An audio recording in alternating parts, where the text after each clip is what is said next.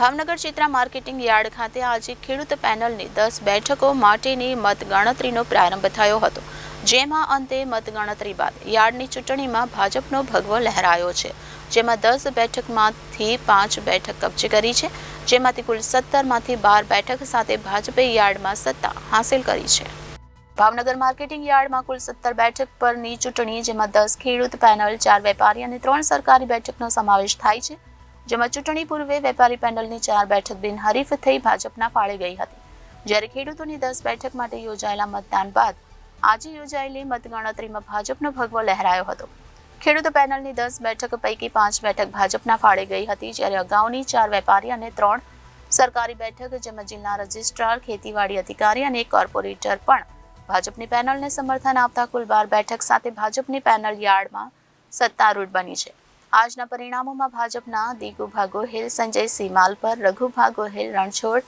ઝાઝડિયા, નોંધાભાઈ જાંબુચા વિજેતા બન્યા, જ્યારે કોંગ્રેસના ભીખાભાઈ ઝાઝડિયા, સુરજીસિંહ ગોહિલ, ધર્મેન્દ્રસિંહ ગોહિલ, સહદેવસિંહ ગોહિલ, વિરમદેવસિંહ ગોહિલ વિજેતા બન્યા છે। યાર્ડમાં છેલ્લા 14 વર્ષથી વહીવટદારનું શાસન હોય, ત્યારે હવે ભાજપની પેનલ યાર્ડનો વધુ વિકાસ અને ખેડૂતોના પડતર પ્રશ્નોને ન્યાય આપશે।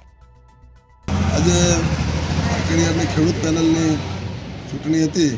એમાં 5 બેઠક ભાજપને આવી છે, 5 બેઠક કોંગ્રેસને આવી છે। અમારી આખી પેનલ આવવાની અમારી ગણતરી હતી અને પેનલ અમારી આવે ખરી, કારણ કે અમે ખેડૂતો માટે વર્ષોથી કામ કરીએ છીએ। 22% મહેકમથી અમે કામો માર્કેટ યાર્ડમાં કર્યા છે। ખેડૂતોને 24 કલાકમાં 12 કલાક સુધી ગમે ત્યારે મળી શકીએ છીએ। ત્યારે અમને એવી અપેક્ષા હતી કે અમારી આખી પેનલ છૂટાઈ જશે, પણ કેટલાક લોકોએ ક્રોસ વોટિંગ કર્યું, કેટલાક લોકો મતલબમાં ફસાઈ ગયા કે ભાજપની આગળ અત્યારે પૈસાનું જોર છે અને લગભગ 25-30% જમવાનું આમ તેમ બધું, અને ખેડૂતો પણ અત્યારે મતલબી સ્વાર્થી થઈ ગયા છે, કારણ કે હું ખેડૂતમાં માણસ છું, એટલે મને ખબર છે કે માણસોને જમાડે અને કંઈક પૈસા થોડા ઘણા આપી દે, 1000, 2000, 5000, એટલે માણસો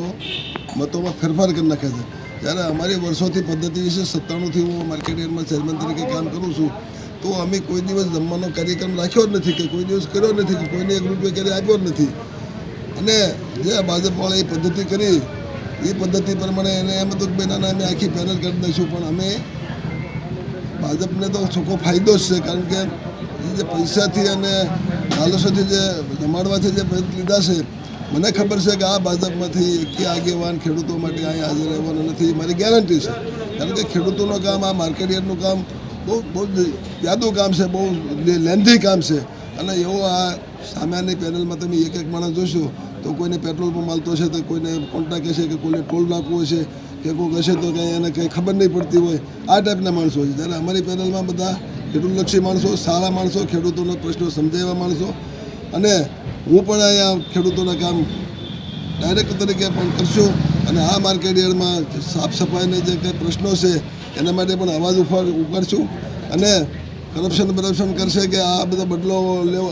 ખર્ચો કર્યો એટલે એને ક્યાંથી લઈ લઈશું, પણ એ પણ અમે નહીં થવા દઈએ, અને આ માર્કેટ યાર્ડનું અમે પૂરેપૂરું ધ્યાન રાખશું, ખેડૂતોનું ધ્યાન રાખશું। ખેડૂતનો અમારે મતલબ એટલે કહેવો પડ્યો કે બધા ખેડૂતોને ખબર છે કે ભીખાભાઈ ઝાઝડિયા અહીંયા આખો દિવસ મળી શકે છે, જ્યારે ભાજપના આગેવાન કોઈ મળી શકે એમ નથી, એ બધાને ખબર છે, પણ કોઈને આમાં કેટલાક મતદારો એવા હોય એટલે એ બધો ફેરફારો થયા, અને અડધી સીટો અમારી થોડાક મતે ગઈ। છેલ્લા ઘણા સમયથી માર્કેટિંગ યાર્ડ બાબતે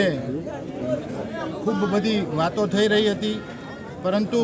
ભારતીય જનતા પાર્ટીના કર્મઠ કાર્યકર્તાઓ કે એવું કહેવાતું હતું કે ભારતીય જનતા પાર્ટીની પેનલ જીતી નહીં શકે, પણ ભારતીય જનતા પાર્ટીના ઘોઘા તાલુકા અને ભાવનગર તાલુકાના કાર્યકર્તાઓએ અને અમારા ભારતીય જનતા પાર્ટીના વરિષ્ઠ આગેવાનોએ અને ખાસ ભાવનગર મહાનગરની ટીમ એ જે સહિયારો પ્રયાસ કર્યો, અને એ પ્રયાસથી આજે ખેડૂત વિભાગના ભારતીય જનતા પાર્ટીના ઉમેદવારો જે છે એ વિજયી બન્યા છે। એમાં સૌ ભારતીય જનતા પાર્ટીના કાર્યકર્તાઓની ખૂબ બધી મહેનત રહી છે।